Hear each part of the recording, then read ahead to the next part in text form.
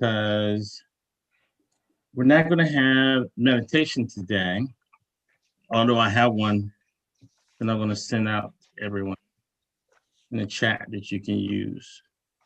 And I'll copy it. And the reason being that for 3 weeks straight, I have a training class every day except for Saturday. I got to get started and prepared for that. Yay! Okay, Casey, I saw your message. I'll make you co-host too, as well as the fabulous Jane Jerry. You have the power.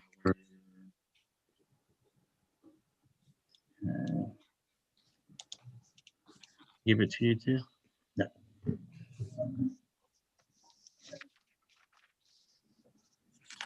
And I'll start recording because I'm going to share some personal stuff today. And once I get started, I don't want to have to stop. Don't need that reminder slide either. Okay. I think we're good to go. Casey, you can let everyone in, if you will.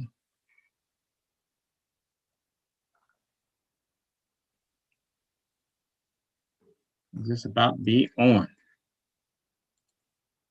Since I closed my outlook. Yeah, I can see it fine now. Thanks.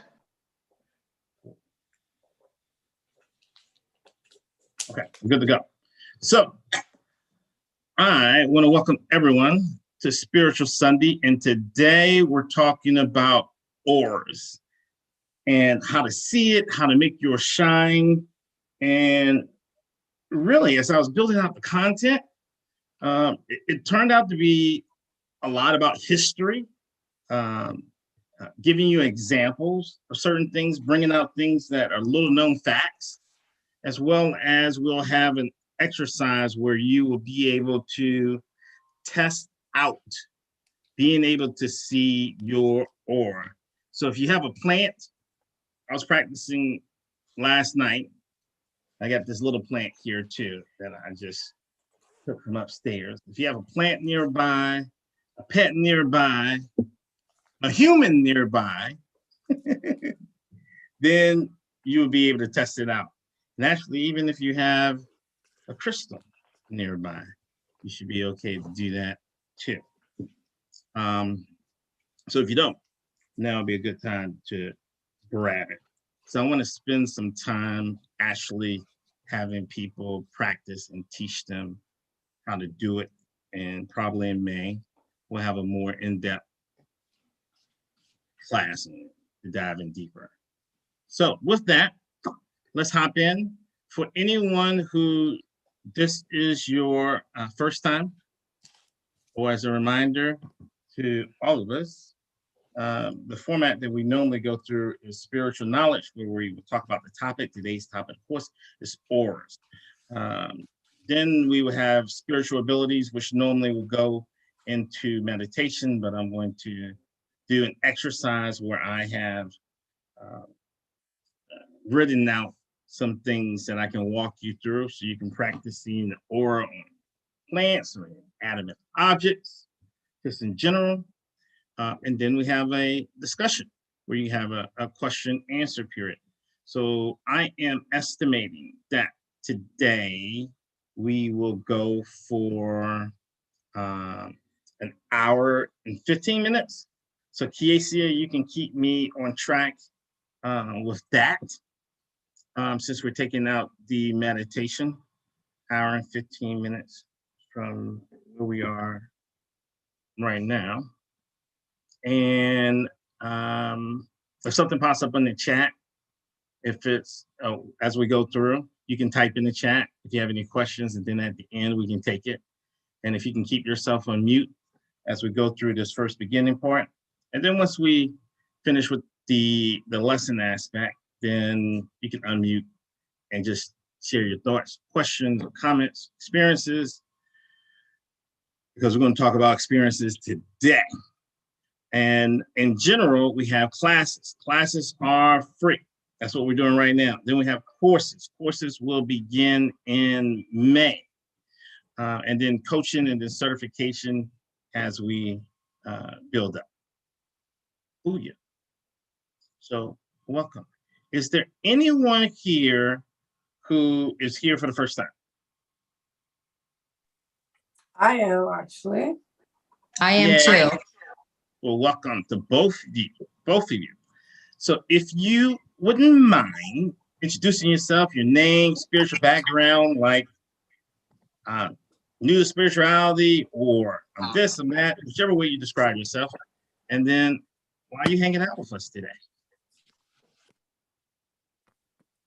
Yeah, I actually just found out this website, about this app a couple of days ago, and I just recently started in spirituality. My aura has been complimented multiple times by strangers, and I saw the title of this course, and I was interested, and I'm excited to learn. Awesome. If your aura is kicking like that you just walking down the street and somebody's like, "Hey, you with the great aura," yeah, you got it going on. Literally, I've been to like just 7-Eleven and someone just came up to me and just complimented my aura, and that was honestly one of the best compliments I've ever gotten. Oh, that's sweet. I took that to the heart. Let me tell you that. Yeah, that's sweet. I mean, you can just imagine if you had a horrible aura. Excuse me, your aura is so funky. I wish you just leave the store. you don't want that one. Definitely not. Definitely. Well, welcome. We're very glad to have you here. Thank you. Appreciate it. And there was one other person, I think, was your first time. I'm new for the first time. I have been self-studying astrology for probably 3-4 years now. I am Reiki certified level 2, and this is just a very comfortable world for me. And I don't know about seeing auras, but I definitely feel them. Okay. So if I happen to fall down and hit my head, Crystal's going to take over. She's going to take over and just lead the class. It sounds like she knows what she's talking about. So one thing you brought, and how do you pronounce your first name so I can make sure I'm pronouncing it? It's Crystal. Crystal. Man, I just made you into a drink. I was like, Crystal. That's fancy. It's like French or something. So Crystal, one thing that you said that I want to tap upon, you said you feel auras. So the clairs, right? The clairvoyant, clairvoyant. Some people can feel things so strongly that they can say they can see it, but really it's just a strong feeling and awareness that is there. But we're going to focus on all those things today, Crystal. So we're very glad to have you here. Well, thank you. You are welcome. Anybody else? Anyone who's part of our regular normal group who wants to share something special about why they're excited about today's topic or something they want me to cover? Because you know a lot of stuff comes out impromptu. So if you got something you want to talk about, just let me know. Going once, going twice. All right, with that, let's rock and roll. Especially now, Chanel's got them. So it seems like perfect time. All right, this is what we're going to talk about today. How to see auras or how to feel it or notice it. You probably have already felt the aura, definitely. If you've ever been in a situation, okay? If you've ever been in a situation where someone walked in a room and it just made you repel, or someone walked in the room and just seemed to lighten everything up, it's probably because of their aura. So we're going to talk about what is an aura. We're going to look at auras throughout time too, as well. Some examples, famous and not so famous examples of it. And then we're going to talk about maybe not a whole lot. So we'll see what questions we get up. Because like I said, I thought I will hop into reading auras when it seems like most people are just at the point of seeing it. Can I see it a little bit? Can I get me a little bit of that? And then after seeing it, then going to the reading part. So I probably was a little bit too aggressive with throwing in that reading, but we'll see where the group is. And then, of course, seeing auras, we're going to practice doing it right here, right now. I'm going to show you what's up. We're going to unleash that dragon. So cool. Now, so this is me. I found, have this picture, right? This is me at 9 years old. And ever since I was a little boy, I could see halos, auras, things of that sort. And I thought everyone could see it. I never talked about it to anybody. And when I was looking at this picture, the cool part is my grandfather, these are my grandparents. So my grandfather was pastor of the church that I went to. And I was a child preacher. I started at 9. And these grandparents, so you have like the pastor, and then you have the first lady of the church. And then over here, my other set of grandparents were like bootleggers who ran like an after hours liquor spot. You go to the club, you have fun at the club, and you're like, I don't want to go home. I want to drink some more and meet somebody else. And that's with their house. So welcome to my family. We're complex, a little bit of country, a little bit of rock and roll. So it was in this environment and setting that I started to see what I now know was auras. I thought it was a halo at first because my grandfather would be up in the pulpit and he was preaching, and I will look at him and I would see this outline around him when he spoke. And when he really got into it, because my grandfather was funny, he would never sing all of a song. He would only sing a little piece of the song. He'll be like, swing low. And then he'll stop. And everybody in church was like, oh, pastor, come on, pastor, sing some more, pastor. Pastor, sing some more. He's like, no, just get it. I said, Papa, how come you always just sing part of a song? You never sing the whole song. And he said, son, always leave them wanting more. So hopefully in the way that we do this today, that I'll leave you wanting more and that you're not bored as we go through this. But seeing auras and halos, I wanted to talk about that. What's the difference between the two, right? So the halo has been understood as an artistic device only for artists when they're drawing or writing or painting, stuff like that. And by the 19th century, it had definitely gone out of fashion where artists who were now too embarrassed to pop up a halo on their religious pictures.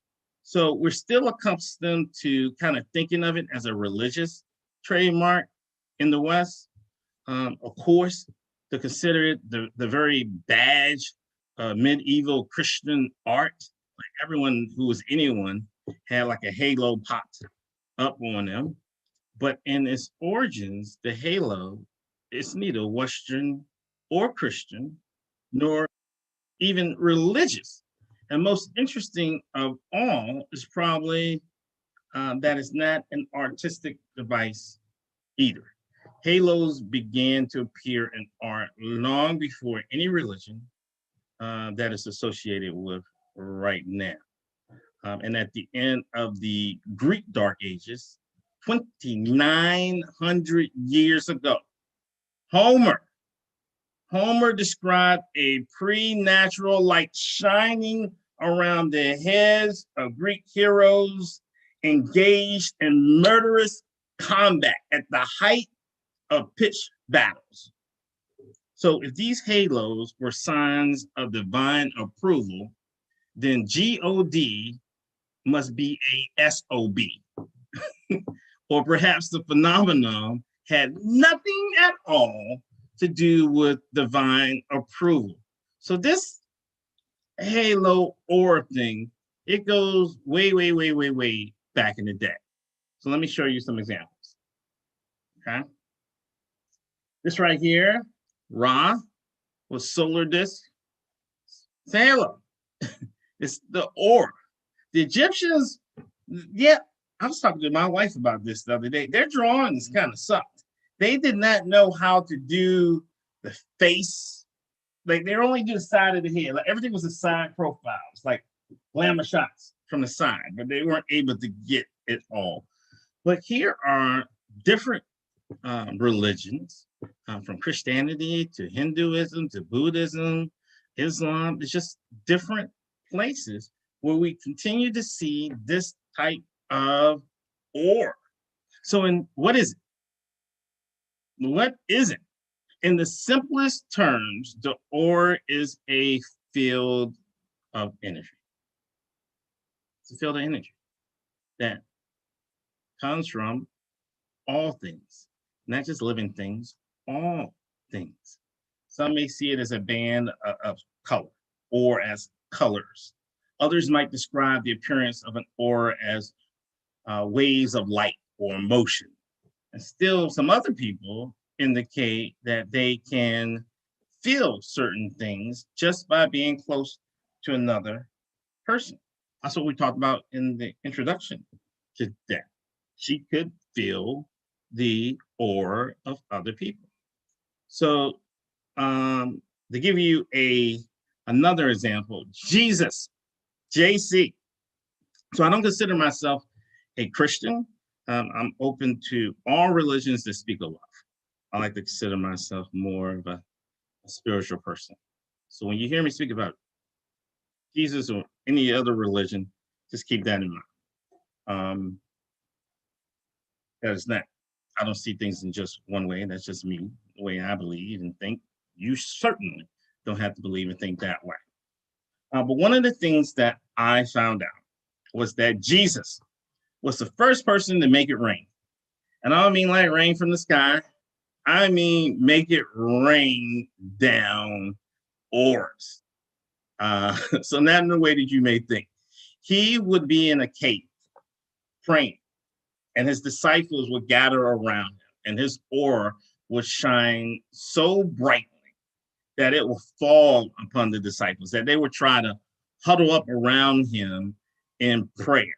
So they were literally, it's kind of cute. They were really like little children wanting to be so close to their master and see what great things he did next. So if you see somebody's praying, like praying passionately, hard, so much that light starts to shine from them and just energy starts to pour off and fall from them as he's praying and manifesting at the same time. This is another level.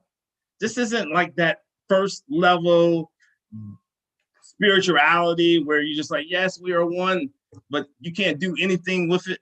So there's so many different things that can be done and can come out with being able to see your auras when your aura's at the brightest. And by the way, the aura can relate to two different things. It can relate to how you're feeling spiritually, as well as how things are going mentally too as well, spiritual and mental, not just spiritual. So if you're having certain thoughts or certain ideas or certain things, or if you have a particular talent or gift, all of these things come out. So those who can see or feel this band of energy. For me, when I first started off, it was just like an outline that I saw around people's heads. And then I would have to really concentrate to see it on other parts of their body, but it started off with just that. And I'm going to talk about training wheels and how spiritual training wheels and how you go that one step to being able to see it to in the perfect scenario, to being able to see it anywhere and everywhere, even being able to see it with people on TV too.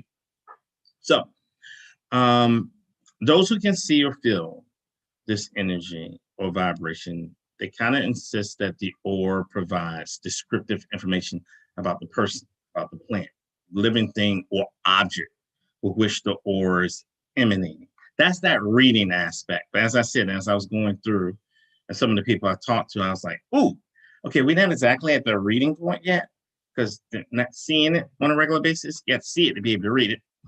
So, but we'll take based on the group and see what questions and comments we have at the end. We can always adjust. So the existence of this kind of energy might sound a little unusual to some. It may sound crazy. What may be even more surprising is the fact that everyone, and I do mean everyone, can be taught to see or experience an aura. Some people have a natural gift, like Michael Jordan had, like talent, natural talent of playing basketball. I could play my entire life and I still wouldn't be at his level. But that doesn't mean I can't make a basket.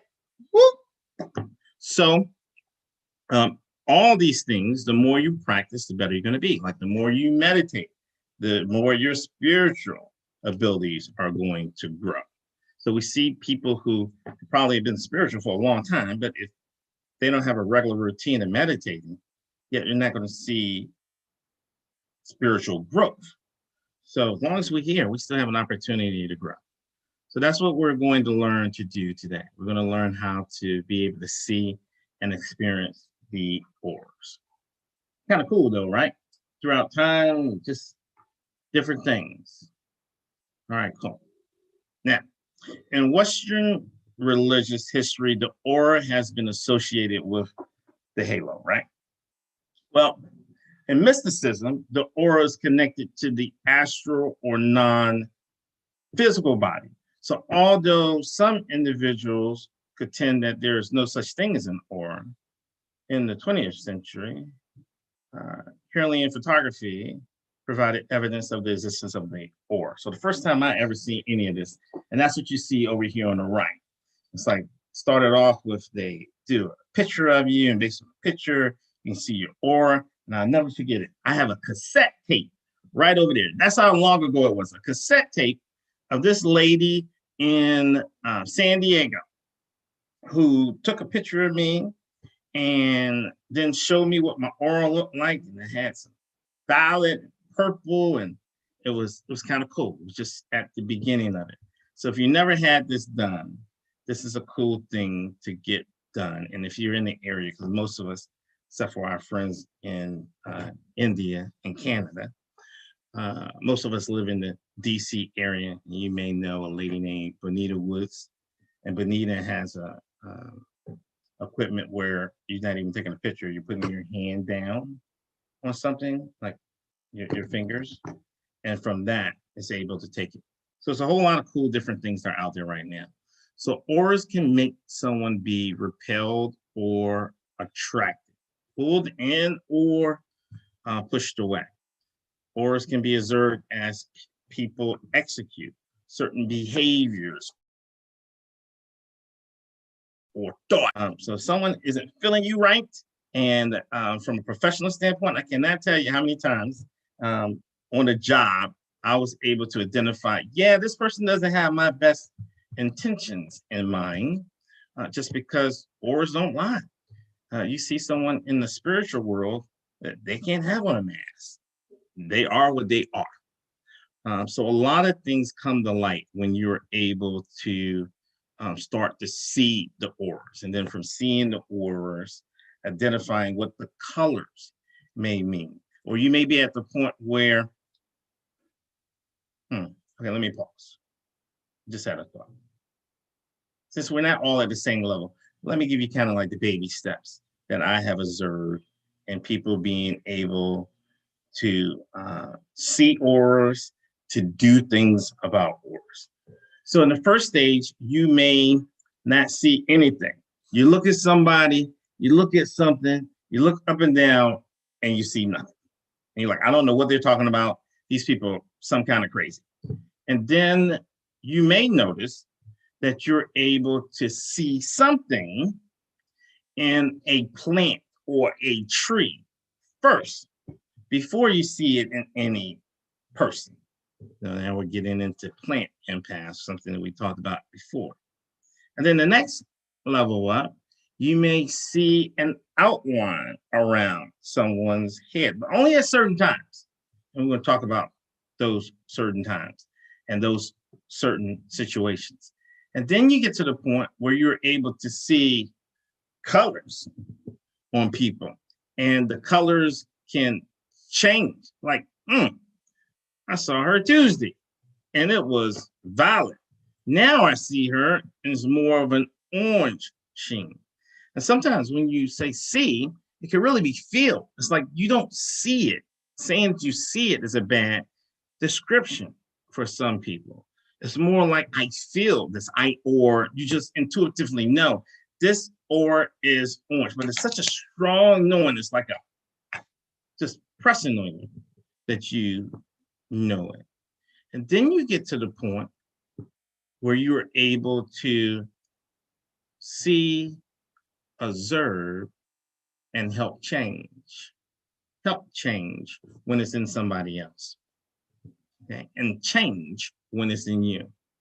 So people who are empaths at the highest level, people who work in psychology or counseling, and they have a spiritual background too as well, these people are no joke, because not only do they have the science going on, you mix it with a little bit of spirituality too, booyah.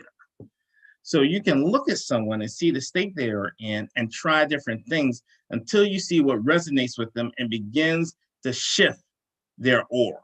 Now, you can't do anything to anybody, right? It's just like the old adage, you can't help somebody that doesn't want to be helped.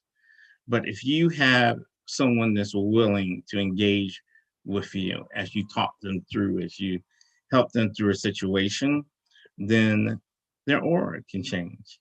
Your own, you can take notice. You can look in the mirror.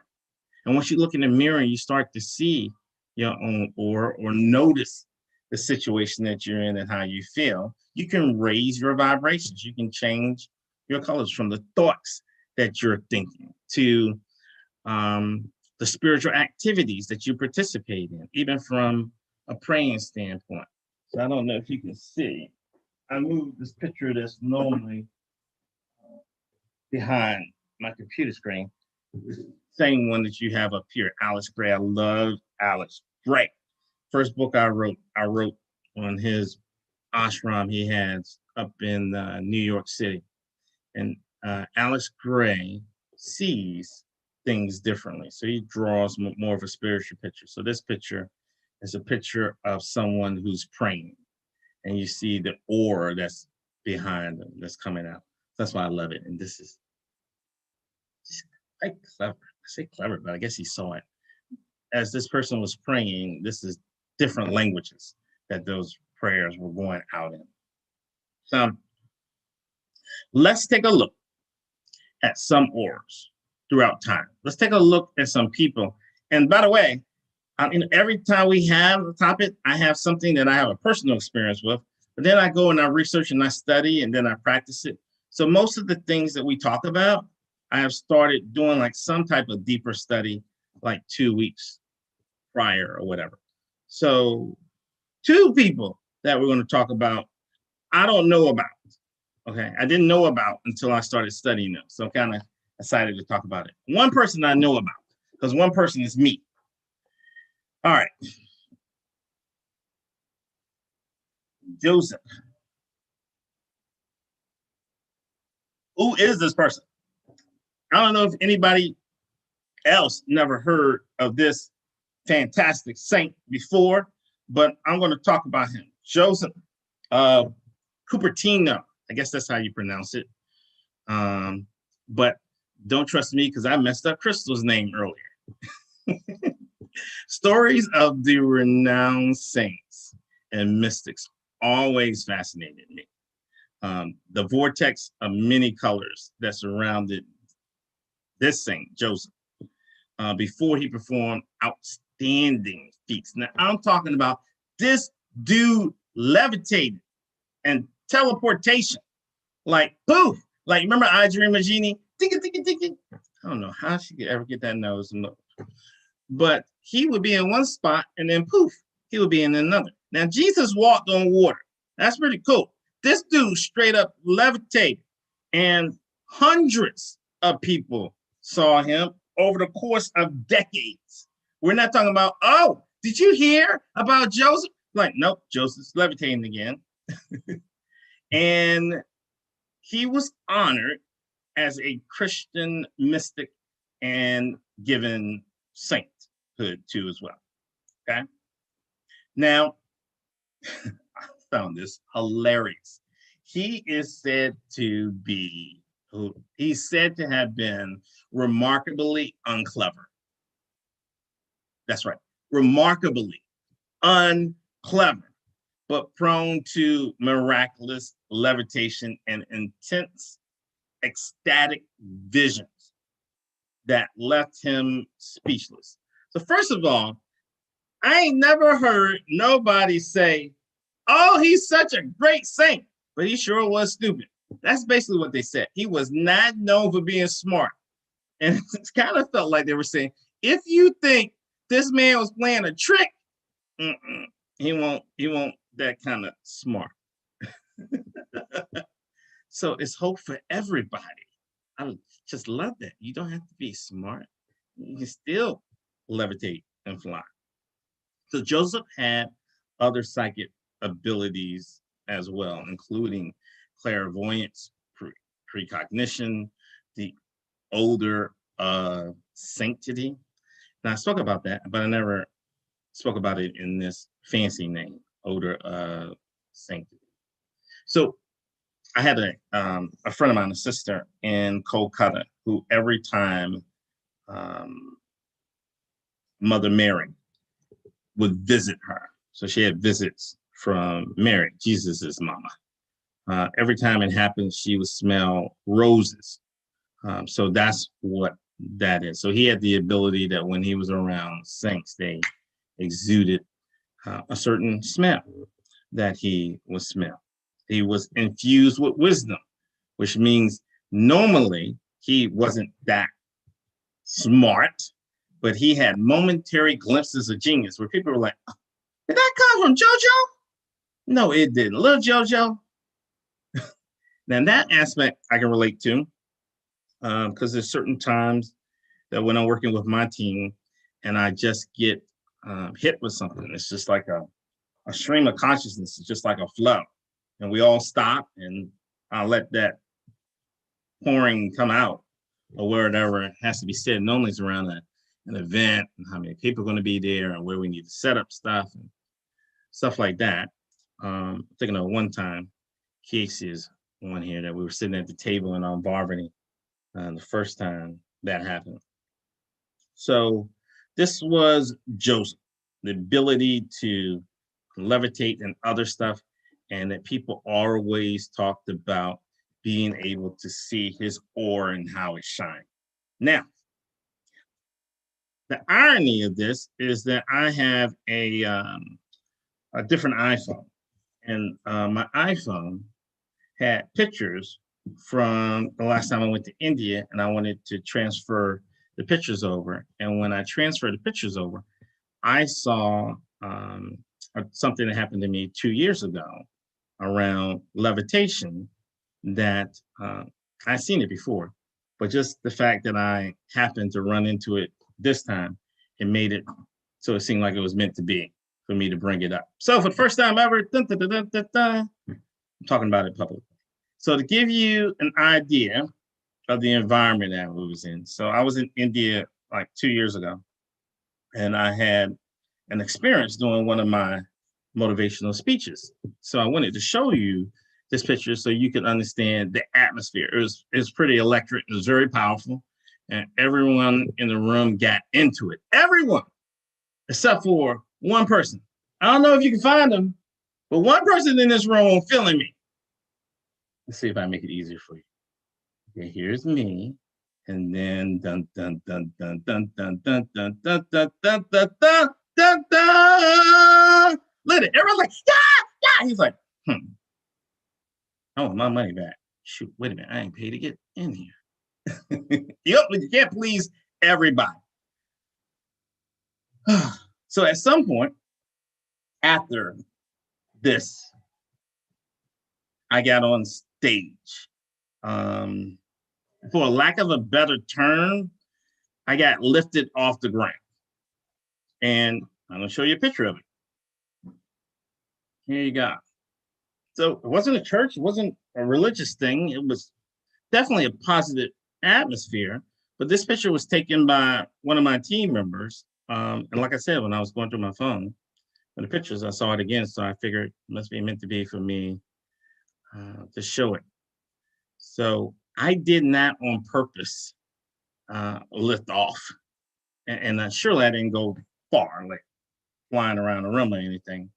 But I wanted to share with you something somebody else said around levitations and auras. So someone else suggested, and I'm going to kind of agree with them, but I'm telling you right up front, this is not my words, it's somebody else's.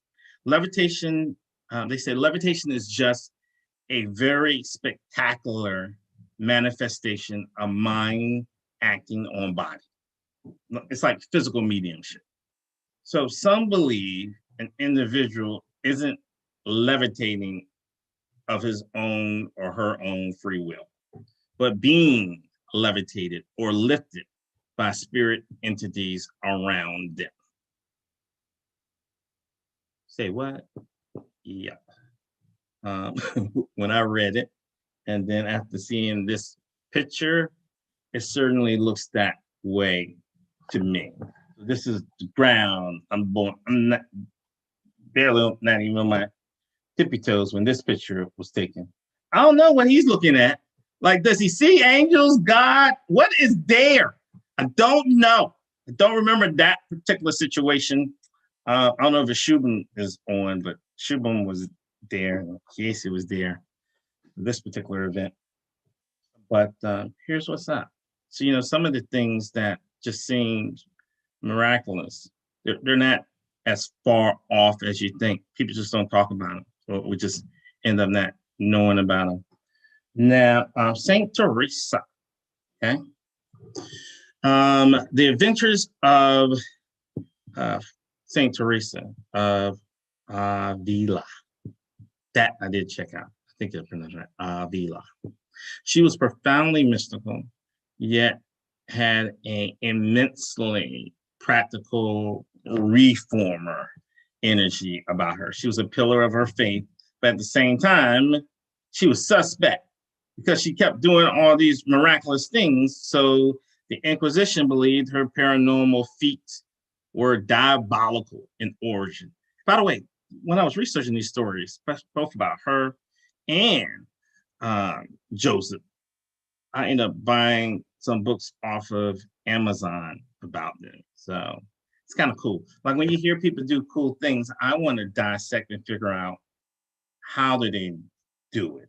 What makes them at that level to be able to help people or to be able to have an impact on someone? Because we all can do it. It's just a matter of making sure we do those spiritual practices for the right intent, not to start a circus, but to make the world a better place. Like you go to the workshops where they bend the spoon, the silver spoon, and they can bend it and wrap it around. It's so cool. When I first got into spirituality, I was like, yeah, I'm gonna learn how to do that. And the light bulb, and learn how to light the light bulb with the hands. And then I started thinking, what good is it that I can bend a silver spoon around if I can't put food on the end of that spoon to feed the needy? So it just caused me to go in a different direction. And I think that when we look at these people who have these bright auras, that it's not the aura that's empowering them to get things done, but that their heart is so big, that what they're doing is so great, that they're being lifted up, that they are shining so brightly. So Teresa, who became a celebrity in her own town, dispensing wisdom from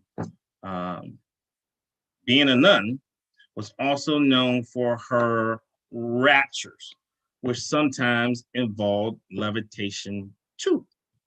So it was a source of embarrassment for her. Like she wasn't feeling that. She didn't want all that fanfare.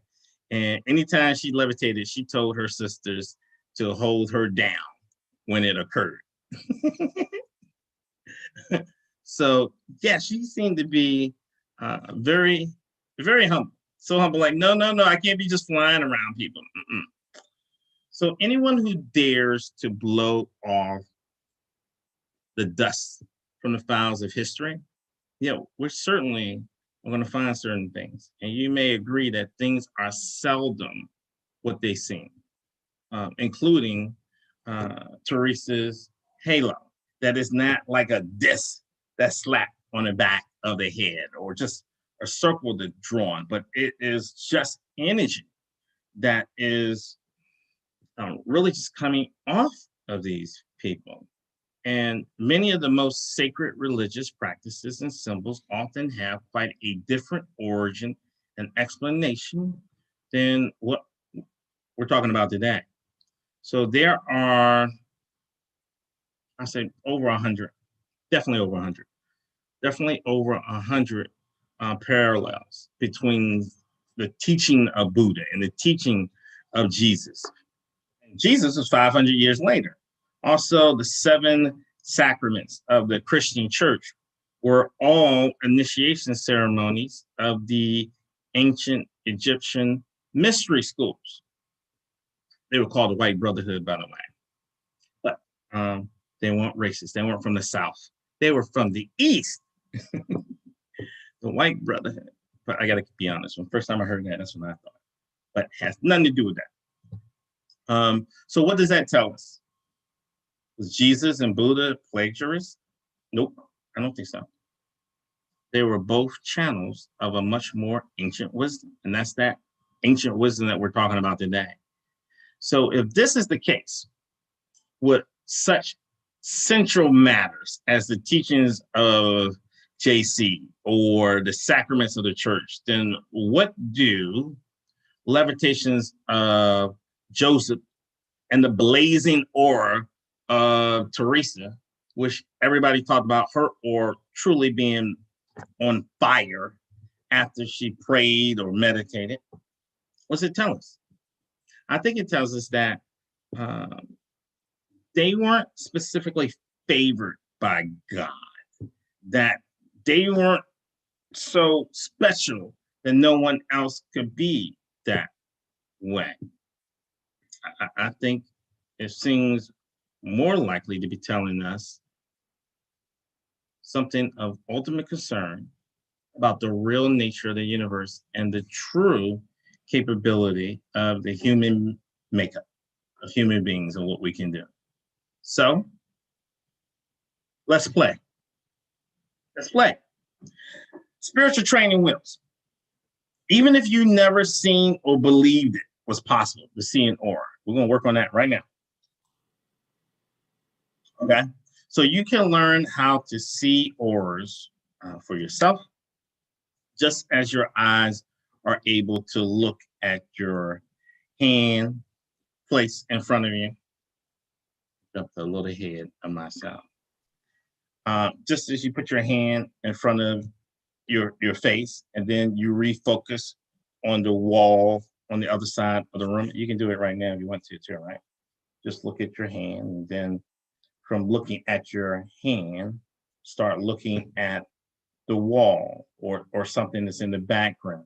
Your eyes are going to refocus.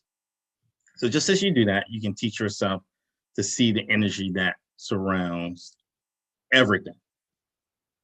Everything, not just you, not just the plant, everything, the book, the crystal, everything.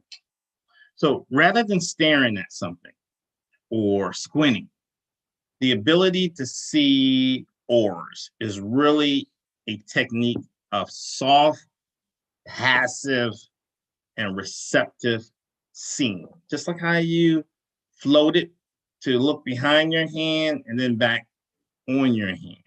So it's all about retraining yourself to look at things, to look at people differently. If there are any parents on this that still got your children up in your house, I would think it would behoove you to be able to peep out their aura. What you up to? Why your aura all jacked up? I think that would be a worthwhile talent. If you're married, And or in a relationship, and somebody come around you with some stinking thinking, then their aura is probably going to be messed up too. So it's like a third sight. It's like your third eye, right? So it's retraining yourself to look at things, to look at people differently, as well as learning how to refocus your attention and your sight. So I wanted to give you an analogy. That's why I have this bike and training wheels. So just think about when you first learn how to ride a bike. Like when I learned how to ride a bike, I had training wheels. My dad had me outside and he took the training wheels off. And in order for the training wheels to come off, it had to be the perfect situation. Like I couldn't be on a hill. I had to be on flat ground, and he was running beside me, and he gave me a little push, and then I had to steer. It's not like I had to start off. It was the perfect environment.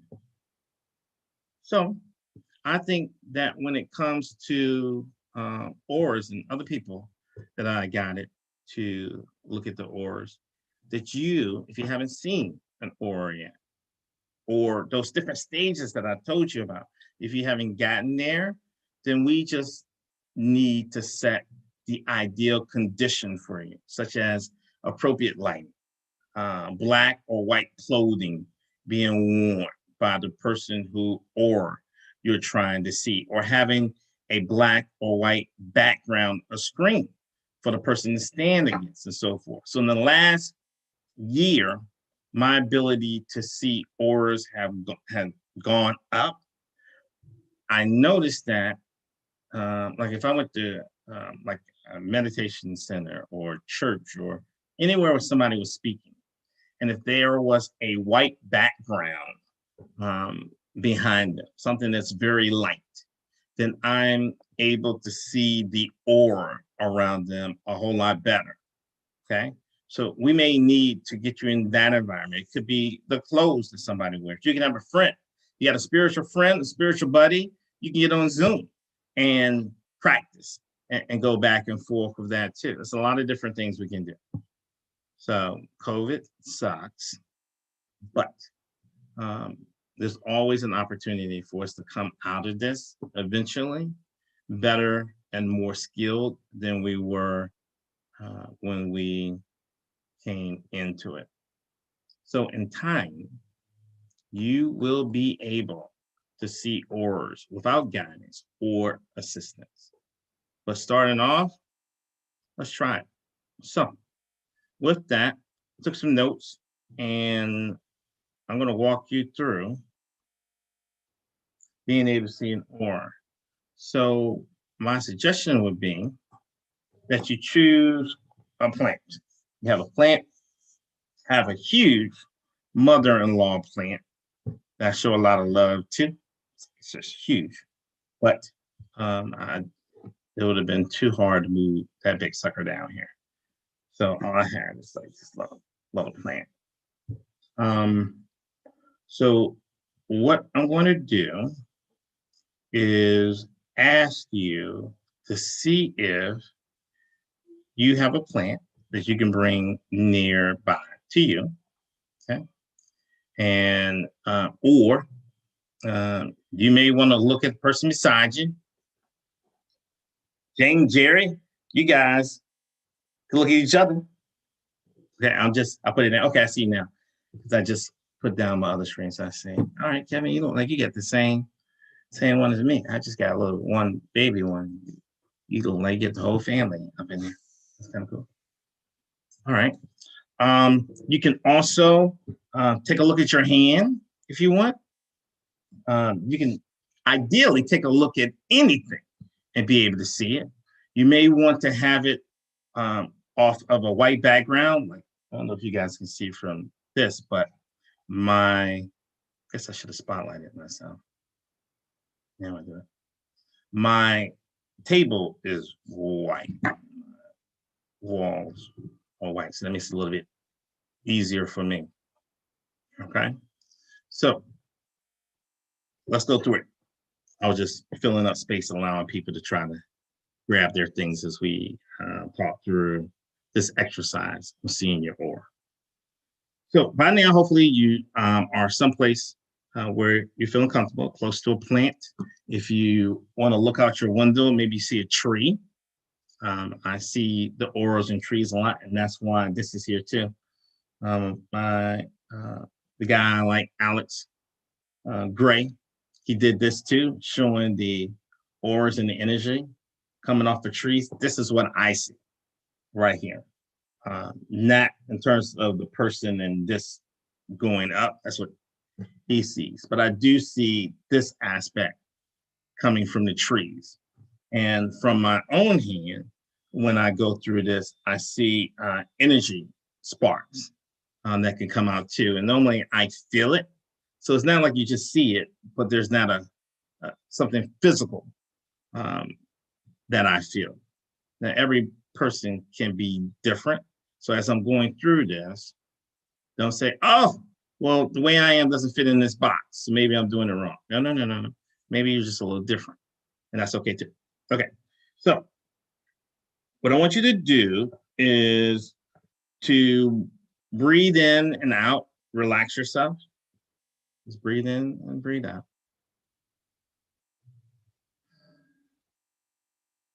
No tension, no stress. Just imagine how you feel as the cool air you breathe in and exhale. Just get in mindfulness. Not so that we're going into a meditative state. And also, by the way, I would suggest for a lot of people to try meditating with your eyes open. There's a group called BK, Brahma Kumari, I think is what it stands for. And they suggest meditating with your eyes open, which I tried, kind of like, because we can't walk through life with our eyes closed, especially somebody tick you off and you go, oh, I'm just going to meditate right in front of you. You got to have your eyes open and still calm yourself down. So now that you're breathing, that you're relaxed, turn your attention to your plant, okay, or the greenery near you, or whatever you're going to do. And as you're looking at the plant, send out love, send out appreciation for that plant.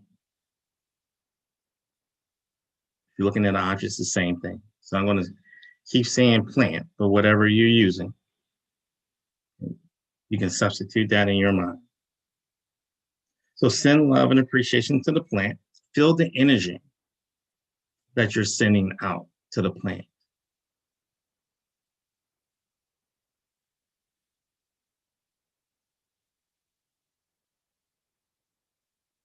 Now, imagine that the energy you're sending out to the plant is surrounding the plant, that is embracing and hugging in a loving way the plant.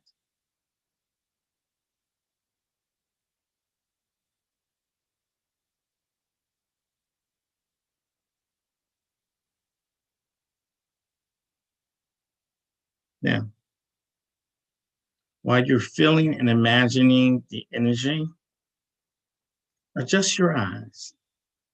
Adjust your eyes, perhaps by squinting just a little, or refocusing, or looking more gently.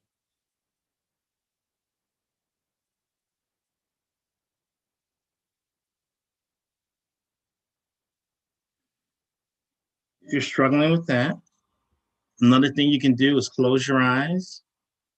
And when you close your eyes, focus on trying to look through your forehead, like where your third eye would be. Focus on that. And once you clearly have that focus there, try opening your eyes just a little bit, keeping your focus right here and looking at the plant. Right here. Close your eyes. Put that focus here. You almost feel it, like with the focus. And then open your eyes slowly, just a little bit. Try to keep that focus right here, the third eye. And And then look at the aura.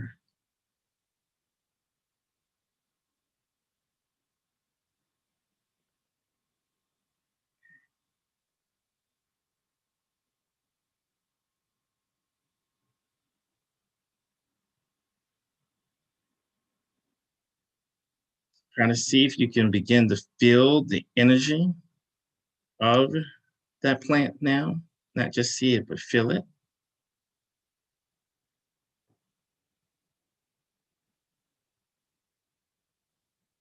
You may see a faded outline. If inside your mind starts to tell you, no, you're just seeing things, making it up. Don't listen to that.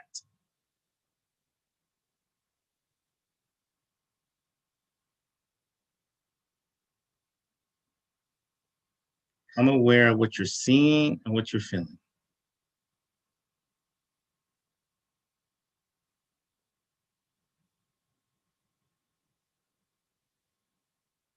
As soon as you start to see the aura of the plant, certain thoughts may come to mind. Not to freak you out too much, but the plant could be talking to you.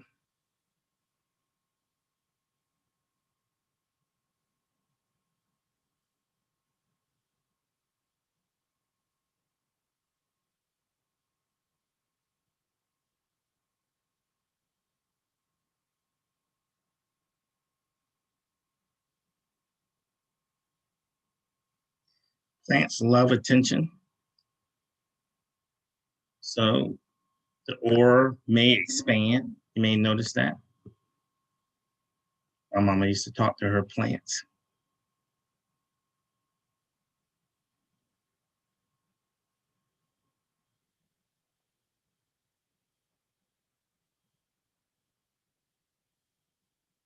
So as you start to see a little bit of the aura, try to expand out to see it all. And whatever experience you have, send out love, send out energy, send out a thank you to your plant.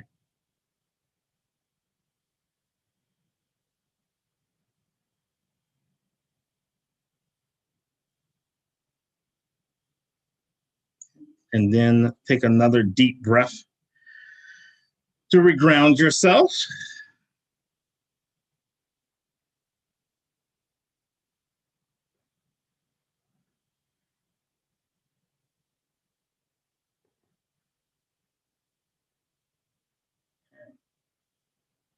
Good job.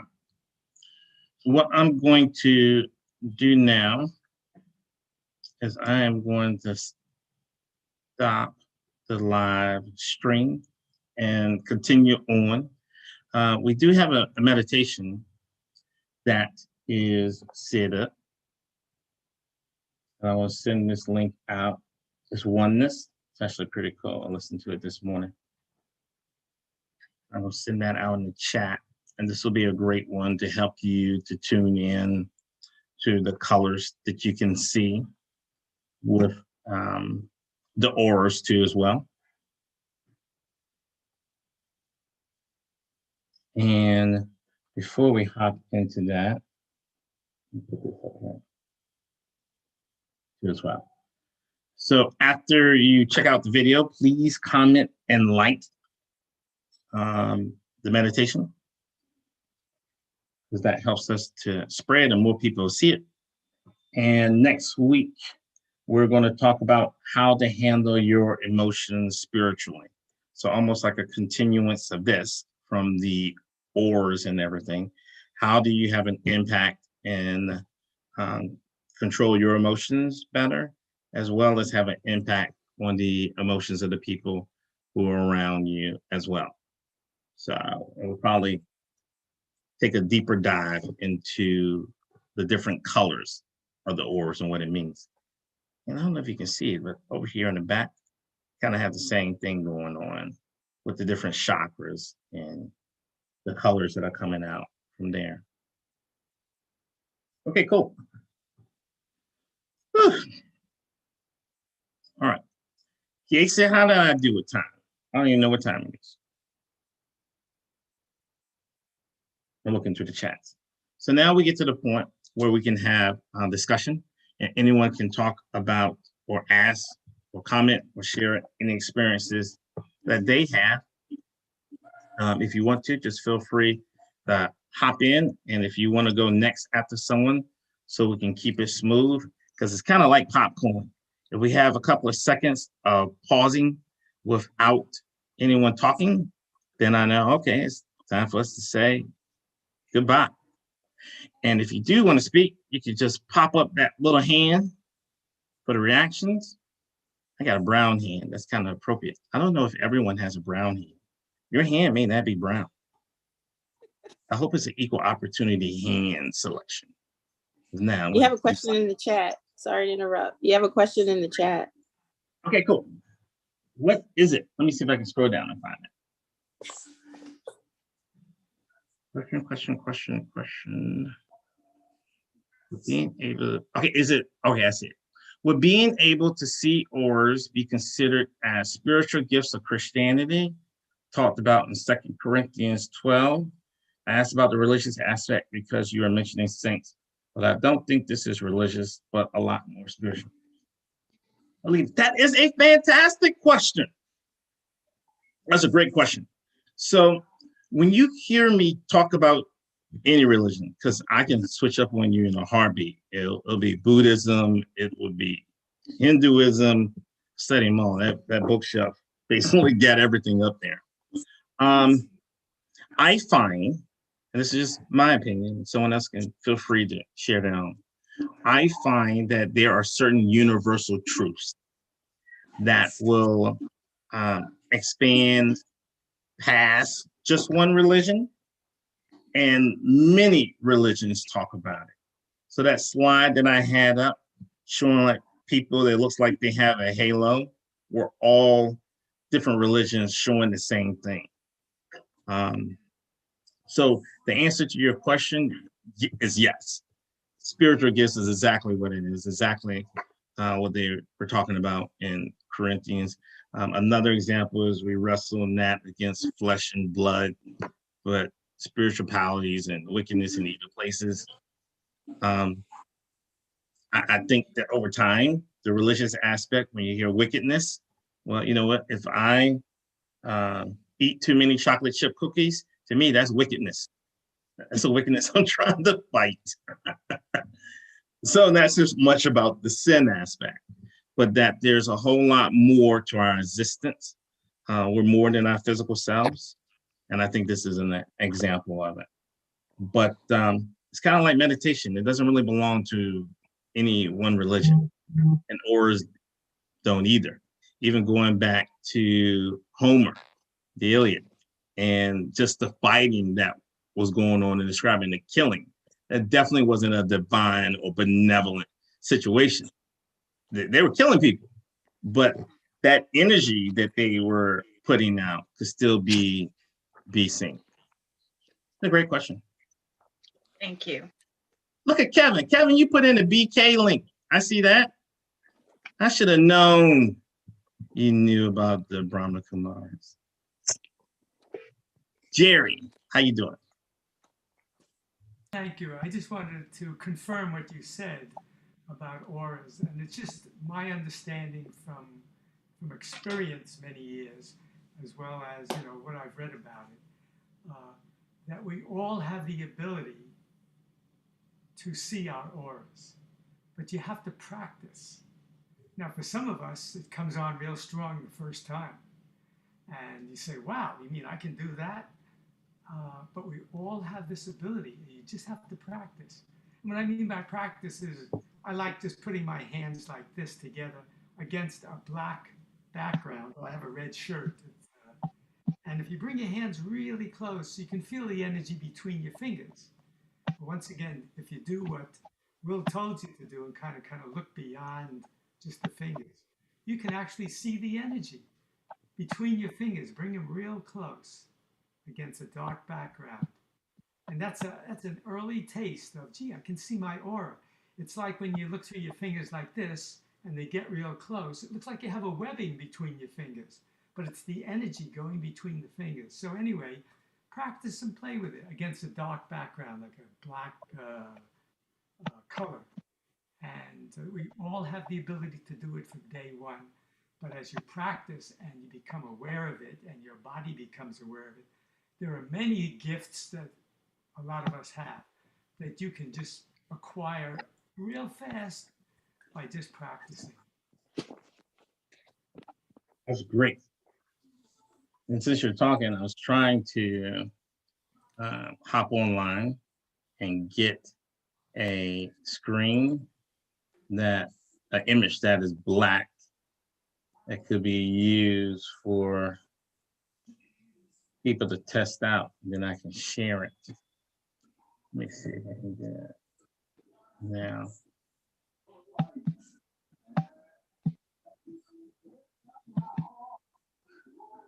There you go. So if we're sharing this, you may be able to put your hand up to the screen to see. And it may be interesting to see which one works better, if you have the black or white for you. I never tried it on the black here. It's kind of weird. It's kind of cool. Cool. Okay. Anybody else have a comment? Shanaz, hop on it.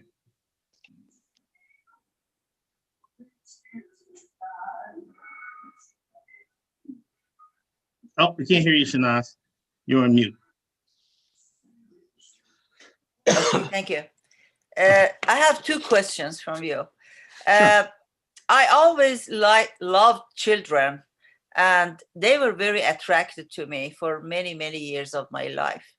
Mhm. And also animals. But my friends, I had psychic friends, and also I had spiritual friends that they always told me, my aura is gold. They told me you have a gold aura. But recently, you know, once in a while, I'm focusing on my aura, and I think it has changed. And Mhm. also a friend told me. So I know I have to meditate more, but what do you think about this feeling and what I'm thinking about? Yeah, so I totally agree with you. Your aura will change, just as simple as your mood change and as your spiritual gifts change. There's really two different, when you look at colors or when you look at auras, there's really two different measurements. One is describing your current state of mind, and another is describing your spiritual ability. When people see mediums, when they see psychics, the mediums and psychics often talk about an ascended master is here to give you advice. Well, they know that because the aura of the ascended master that came in is more purplish in color. Blue is also a color of royalty. And sometimes, for some people, they can look and see your past lives and the aura and energy of the different past lives, including whether or not you ever have been royal. When I went to Egypt, I was really surprised at in the tombs how much the royal color blue was used. It was a gorgeous, pretty blue, but something that's also tied to royalty. So yes, your aura will change, especially as you change, as you develop, as you grow, as a spirit, as a being, and then just your plain mood. Somebody makes you laugh, yeah, it's going to change a little bit. Somebody make you mad, it's going to change a little bit, maybe a lot. Okay. Thank you so much. And You're welcome. well, I have been more spiritual now. I mean, I know more about it than then, but I feel it's not gold anymore. So I really don't know what color it is. I have to see someone, or someone has to focus on me. But my second question is related to the energy between me and the tree in front of me that I was looking at. I mean, I paint. I'm a painter. And as soon as you told me to follow that, I remember the way I focus on a tree to paint. It's exactly the same thing. Like when I focus, I see the aura to paint it, to bring it to the canvas. So it was it was like a discovery for me now. That is exactly the same way and same thing. I don't know how to explain it, you know? I think you did a fantastic job at explaining it. It's what I saw when I looked at this picture. Kind of reminded that of me. It's probably like the greatest and best artists are able to see things at a spiritual level. When I went to visit Alexis Gray's ashram in New York, there were people there, artists, who could smell colors. So that's like a totally different experience. Their art was like at an amazing level. It's almost like they knew how dark the shade certain things would paint. And it's just so much that's out there that we don't know. And like just what Jerry was saying, the more we practice on purpose to look at certain things, even when it comes to feeling the energy of people on TV, you can do that. You can not look at anything and close your eyes and just ask for the spirit or the being of anybody, anything to come near you and use that as the foundation of what you do. It's limitless. And it's not until we have environments like this where we're sharing with one another and someone says, well, I had this experience. I'm like, wow, I didn't even think of that being possible. Well, we're creators. So we can do things based on our imagination and based on our creativity. There is no limit. So that's why I love our forum, because it's open. Project, what's going on, man? It's open. You can just talk and share your experiences and ask questions and share insight the way you want. Okay, Thanks, thank you. Thank you very much. For the newbies that came in, I know you guys, people in general can normally be shy. So like Crystal, if you have anything you want to say, normally people won't say, hey, Crystal, you're new. You want to say anything? But, I'm kind of different, crazy. Actually, I would like to say something. I have a cat, and he was my subject in my practicing, and it was so interesting that as you were guiding us through it, everything that I was doing, he was so reacting to it. I mean, I'd like to try Reiki on him a lot, and he so hates it. Because the second I start putting energy on him, he like runs and hides from me. He's like, oh God, she's at it again. So it was really kind of neat. Now, as far as what I was able to see around him was just white. So my question is initially that's what you're going to see until your abilities start developing into being able to see colors? Okay. It was from my experience. Now, everybody can be different, like to Jerry's point. Some people can have more advanced. But when I started off, it was nothing but a white outline. And it really made me mad because I was like, oh my God, I'm like spiritually challenged. Why is it only white? But it starts that way. And when you don't force it and just kind of feel it, it'll start to change the more you focus on it. Thank you. You're welcome. Yeah. Marvin? Yes. When I have a little plant here which gets ignored. So when I held my hand close to it to feel the aura, I could feel energy was coming from the palm of my hand toward the plant. I want to tell you, all of a sudden I could feel the plant was so beautiful, bright green. From being so dead, it looked like Jerry's probably smiling. I'm giving energy also to my plant. It's been getting, but I could feel it on my hand also. But I done the finger one. There was a book, Celestine Prophecies, with something happening in Peru. And he started talking about energy. It's a documentary. If anybody has, they can watch it. Talks a lot about energy and, you know, seeing the energy and things like that. But thank you. Getting ready for your meditation now. Awesome. Thank you.